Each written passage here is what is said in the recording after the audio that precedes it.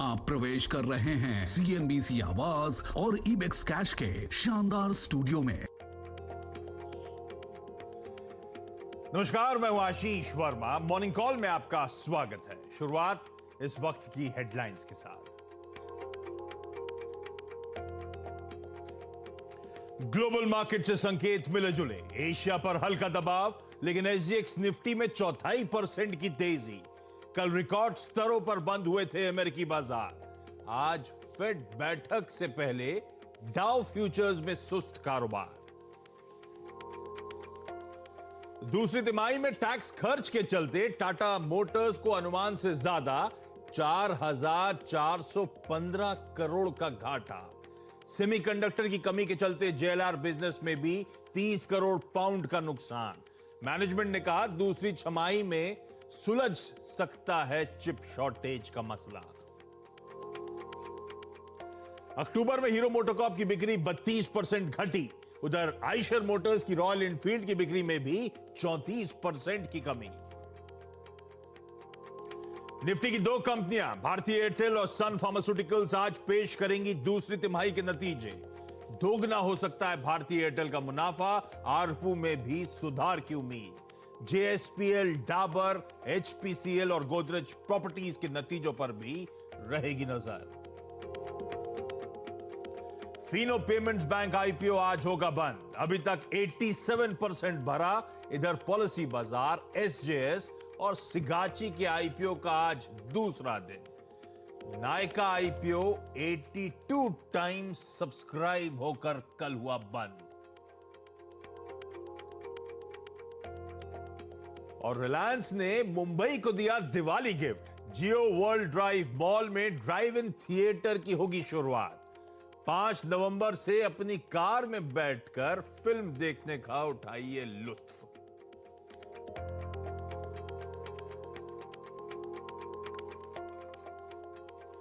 चलिए, मंगलवार का दिन और साथ है आज धनतेरस। तैयार हो जाइए एक और बेहद इंटरेस्टिंग सेशन के लिए। अच्छा, सबसे पहले तो आप सबको हैप्पी और शुभ धनतेरस हम सब की तरफ से। और फेस्टिविटी की शुरुआत तो दरअसल कल हो ही चुकी है, जब हमने हफ्ते की बढ़िया शुरुआत होती हुई देखी भारतीय बाजारों में। बढ़िया कमबैक क्या, उससे अच्छा वर्ड होगा कि गजब की तेजी, गजब का मोमेंटम। सेंसेक्स निफ्टी में 1.5% या इनफैक्ट निफ्टी में तो 1.5% से ज्यादा का मोमेंटम बनता हुआ नजर आया था। चौतरफा खरीदारी और सारी पॉकेट्स हरे निशान में थी। गेंस को लीड करा IT, गेंस को लीड करा प्राइवेट बैंक्स, गेंस को लीड करा मेटल्स। ये वो 3 पॉकेट्स तो खास तौर पे कल के ट्रेडिंग सेशन में आउट परफॉर्म करती हुई नजर आई। और फाइनली निफ्टी कन्विंसिंगली 17,900 के ऊपर जाके बंद होता हुआ नजर आया। तो बढ़िया सेशन था। और आज एक और इंपॉर्टेंट सेशन, धनतेरस, मंगलवार अपनी जगह। साथ साथ ध्यान रखिए निफ्टी की 2 कंपनीज, भारतीय एयरटेल, सन फार्मास्यूटिकल्स और इनके अलावा वायदा बाजार की 5 कंपनीज और ढेरों कैश मार्केट के नंबर्स हमारे सामने लाइंड अप होंगे। RBI आज पहला 28 day variable rate reverse repo auction करेगा। मैं स्ट्रेस इसलिए डाल रहा हूं क्योंकि पहला लॉन्गर टर्म ऑक्शन होगा RBI की तरफ से लिक्विडिटी को एब्जॉर्ब करने के लिए। तो एक और स्टेप नॉर्मलाइजेशन की तरफ हमारा रिजर्व बैंक ऑफ इंडिया लेता हुआ नजर आएगा। प्राइमरी मार्केट्स का एक्शन कंटिन्यू होगा। कल नायका जबरदस्त रिस्पॉन्स के साथ बंद हुआ। अभी भी बाजार में 4 IPO खुले हुए हैं, जिनमें से एक फिनो आज बंद होता हुआ नजर आएगा। और हां, आज से वो ऑल इंपॉर्टेंट US फेड की 2 दिनों की बैठक की शुरुआत होगी और मार्केट मूविंग इवेंट होगा। बड़ा मार्केट इवेंट है क्योंकि शायद इस बार फेड वो जो एक्स्ट्राऑर्डिनरी ईजिंग पॉलिसीज थी कोविड के बीच में, पैंडेमिक के बीच में, उस पर शायद लगाम लगाता हुआ नजर आए। खैर, बाजार को यह पता है ज्यादा फोकस होगा फेड की उस इन्फ्लेशन कमेंट्री पर, जिससे आगे की तस्वीर शायद क्लियर होती हुई नजर आए। तो बहुत इंपॉर्टेंट इवेंट। खैर, आज घबराना नहीं है। आज कॉशन जरूर होगा ग्लोबल इक्विटी मार्केट्स में, लेकिन कल देर शाम वो आउटकम आएगा और हम मुहूर्त ट्रेडिंग सेशन के दिन थर्सडे शाम को उस डेवलपमेंट पर रिएक्ट करते हुए नजर आएंगे। क्विकली US मार्केट्स आपकी स्क्रीन पर। बढ़िया अक्टूबर का महीना और नवंबर का आगाज भी US में बढ़िया हुआ। जैसे हमारे यहां अच्छी मूव्स आए, US में 1/4 से 2/3% अक्रॉस बेंचमार्क्स तेजी। हम जो डाइजेस्ट करके गए थे मोटा मोटी उतनी तेजी है। आज सुबह फ्यूचर्स एकदम सुस्त पड़े हुए हैं, बाकी सारे वेरिएबल्स क्विकली स्क्रीन पर आ जाएंगे। मैं एशियाई पैक दिखाना चाहता हूं और एसजीएक्स निफ्टी कह रहा है कि भाई कल के अच्छे मूव्स के बाद मंगलवार के दिन भी 1/4 अपटिक के साथ भारतीय बाजार कर सकते हैं कामकाज की शुरुआत। तो अच्छा सेशन उम्मीद कर रहा हूं आज पैन आउट होगा। सब फेस्टिव ड्रेसेस में आपको नजर आएंगे। सीएनबीसी आवाज धनतेरस सेलिब्रेट करता हुआ। नीरज जी बताएंगे ग्लोबली मूड कैसा है, वीरू बताएंगे कैसे स्ट्रेटेजाइज करना है। ये वहां नोएडा में नहीं होता क्या? ये नोएडा में धनतेरस नहीं होता क्या वीरू? होता है थोड़ी देर में रंग में आएंगे, चिंता मत कीजिए। अच्छा, थोड़ा डिले के साथ तो चांद का टाइमिंग ऐसे चांद नीरज जी मूड का ये हम दोनों ऑन एयर मैचिंग लग रहे हैं। ये है नहीं पता, मैं बहुत अलग हूं इनसे, पर दिख एक से ही रहे। मैंने आज जो आर्टिस्ट लोग उनको दिखाना चाहिए, एक सेम दिख रहा है यार। ए वीरू को बीच में करिए, हम दोनों को अलग अलग करिए, थोड़ा अजीब सा लग रहा है। वीरू कुछ कह रहे हैं, वीरू बोलिए। बिल्कुल ऐसा लग रहा है कि आप दोनों कवाली शुरू करने वाले हैं। कवाली तो मूड मॉल है तो वो भी हो जाएगा। पर ये पता है वीरू ऑफ एयर बहुत अलग अलग है हम दोनों की ड्रेसेस, कलर भी अलग है। ऑन एयर एक साथ दिख रहा है, पता नहीं क्या गड़बड़ हो गया। इसके बाद तो कोई शो साथ में नहीं करना है ना? नहीं, एक बात तो श्योर है कि ये एक थान का नहीं है, ये अलग अलग है। हाँ, एक थान का नहीं, यही प्रूव करना था कि ऐसा नहीं कि सीरियस सारे कपड़े एक ही थान से बनते हैं, अलग अलग। बचपन में होता ना, दो भाई एक ही थान की शर्ट पहन के घूम रहे हैं। मूड कैसा है ग्लोबली? मूड अच्छा है। यूएस मार्केट का बहुत बढ़िया मूड है और वही कहानी हमेशा की तरह कि अच्छे नतीजे आए बहुत सारे। मेटा का भी नतीजा अच्छा आया, तो नतीजों के आधार पे वहाँ पे न्यू ऑल टाइम हाइस पे तीनों इंडाइसेस वहाँ के जो बड़े वाले हैं उन्होंने लगाया। और ट्रेडर्स अब इसी बात का इंतजार कर रहे हैं कि फेड क्या बोलेगा। तो बहुत सारी चीज़ें उनको मालूम है कि हो सकता है डेट आ जाए, क्या हो सकता है, $15 बिलियन करेंगे 20 में। तो बहुत सारी चीज़ें डिस्काउंटेड है इस प्राइस में। रिजल्ट्स पे बेट हो रहा है। मैन्युफैक्चरिंग का नंबर कमज़ोर आया है, उम्मीद से कमज़ोर है, उसके बावजूद मार्केट में तेज़ी है। तो शायद इस तरफ होप बिल्ड हो रही है कि फेड उतना हार्श नहीं होगा। हो सकता है फेड अपना फैसला टाल दे या आगे के लिए छोड़ दे। तो ये बहुत सारी उम्मीदों पे मार्केट चलता हुआ दिख रहा है। अरे भाई टाल भी सकता है अगर इकोनॉमी पूरी 10 पटरी पे नहीं आई है। बहुत सारे मूड का बाल भी होता है, कुछ कर दे शायद थोड़ा बहुत, डेट बता देगा। चलिए। तो मार्केट इसीलिए मुझे लगता है तेजी में है। और एक बड़ा दिलचस्प पहलू है, ब्रेंट और WTI दोनों $84 पे। ऐसा हो नहीं सकता, $3 का डिफरेंस कम से कम होता है। कौन सा? अब कौन गिरेगा या एक चढ़ेगा? या तो WTI गिरना चाहिए या ब्रेंट चढ़ना। नाइमेक्स नीचे रहता है, ब्रेंट ऊपर रहता है। हाँ, WTI नाइमेक्स जो है वो $2.5-3 का डिफरेंस होता है उनमें। दोनों सेम प्राइस पे है। ऐसा बहुत मतलब मैंने अब 20 साल में पहली बार देखा है दोनों सेम पे ट्रेड हो रहे हैं। एनीवे एक को गिरना है या दूसरे को चढ़ना है, तो देखते हैं इसमें क्या होता है। लेकिन बहुत इंटरेस्टिंग है ये आंकड़ा इस समय। बाकी बाजार का मूड माहौल बहुत ही अच्छा दिख रहा है। काय का मूड सुबह अच्छे मूड में आया था। 15 साल बाद वो नीली जैकेट छोड़ के आया था, तो साला मैच हो गई दोनों के कपड़े। कल का सेशन स्क्रीन पे दिखाइए भाई, बढ़िया मूव आया था। वीरू बताएंगे डेटा में क्या नजर आ रहा है, किस हद तक पिछले हफ्ते का ट्रेंड बदला है और कैसे आज धनतेरस के दिन मार्केट को अप्रोच करना है। वीरू बताएं।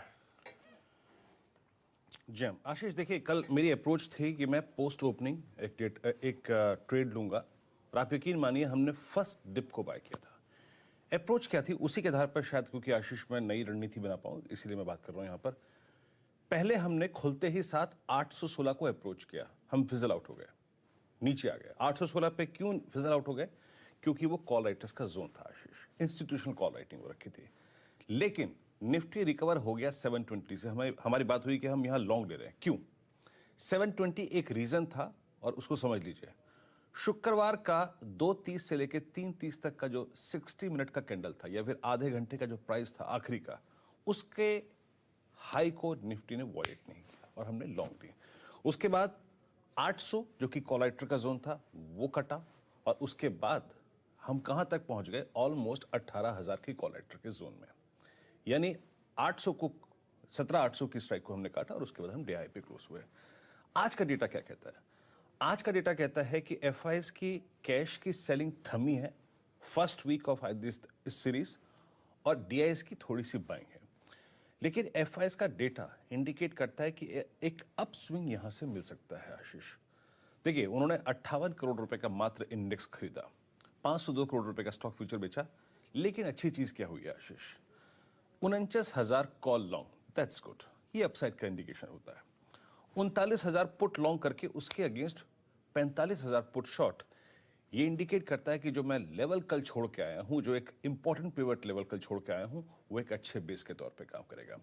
तो याद रखिएगा, कल की लॉन्ग्स को भी होल्ड करिएगा और आज भी लॉन्ग करिएगा, लॉन्ग का मौका मिलेगा। और आशीष, जैसे कि मैंने कहा कि एफआईएस ने पुट राइट की है और जो कल हम लेवल छोड़ के आए हैं वो रिस्पेक्ट, ये एक जोन के तौर पे काम करेगा।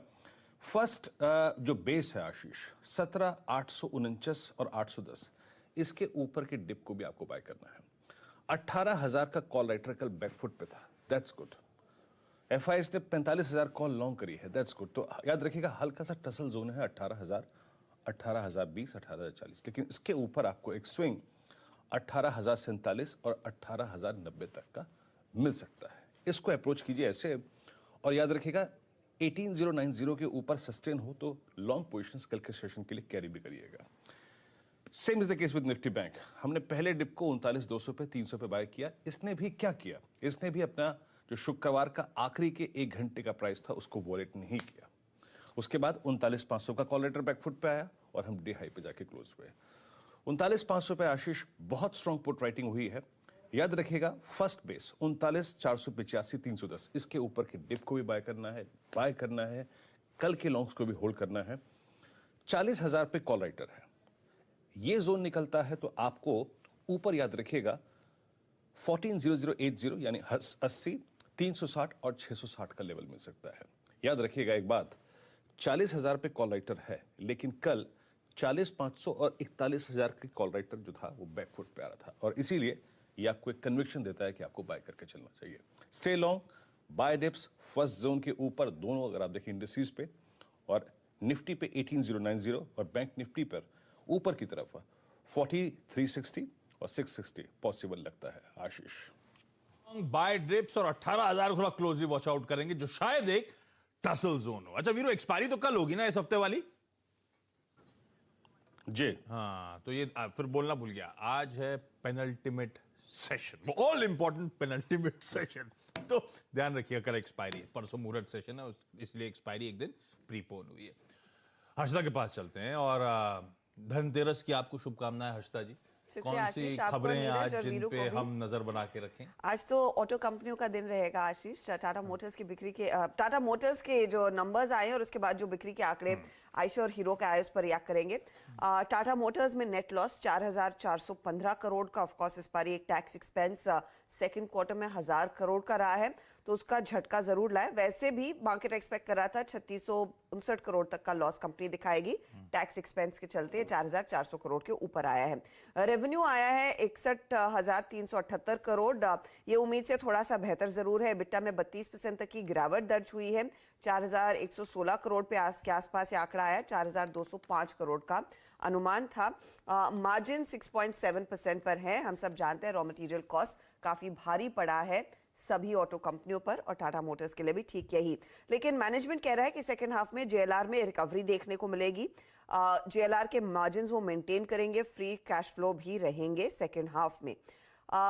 कंपनी के सीएफओ ने यह भी कहा कि मंथली बेसिस पर इनकी करंट मैन्युफैक्चरिंग कैपेसिटी 40,000 यूनिट्स की है। सेमीकंडक्टर क्राइसिस धीरे धीरे करके खत्म होगी तो और भी प्रोडक्शन रैंप अप होता हुआ दिखाई देगा। ईवी बिजनेस को लेकर इन्होंने ये इनफैक्ट कहा है कि जो डिमांड है ईवी की, फ्यूल प्राइसेस में जो इजाफा देखने को मिला उसके चलते बढ़ रही है, और औसतन इस समय 5% ईवी का प्रोडक्शन पेनिट्रेशन ये अक्टूबर के महीने में दिखा पाए हैं, तो वहां पर धीरे धीरे करके बिजनेस स्केल कर रहा है। लेकिन ओवरऑल ऑफ कोर्स प्रेशर तो है ही, रॉ मटेरियल्स का, सेमीकंडक्टर की क्राइसिस का, और जो टैक्स का इम्पैक्ट आया है उसका। दूसरी तरफ आज हीरो मोटोकॉर्प की बिक्री के आंकड़ों पर अगर आप ध्यान देंगे, 5,48,000 यूनिट्स इन्होंने बेची, 5,50,000 यूनिट्स का अनुमान था, तो ये रफली इन लाइन है। लेकिन हाँ, ईयर ऑन ईयर कंपेयर करेंगे तो गिरावट देखने को मिली है। आयशर मोटर की बिक्री के आंकड़े आए हैं 44,133 यूनिट्स के, 49,000 यूनिट्स का अनुमान था। ये लगातार तीसरा या चौथा महीना होगा जहां पर आयशर मोटर्स के नंबर्स मिस है, ये डिलीवर नहीं कर पा रहे मार्केट एक्सपेक्टेशंस को, तो क्लियरली वहां पर ऑफ टेक इतना ज्यादा नहीं है। कुछ नंबर्स में आज डी लिंक के नंबर्स पर बाजार रिएक्ट करेगा। प्रॉफिट में 50% तक की वृद्धि देखने को मिली है, 13 करोड़ के आसपास का प्रॉफिट, रेवेन्यू भी 50% बढ़ा, मार्जिन्स भी 6.9% के आसपास आए, मार्जिन्स थोड़े से स्थिर है, फ्लैट है, एबिटा लेवल में 47% तक की ग्रोथ देखने को मिली है।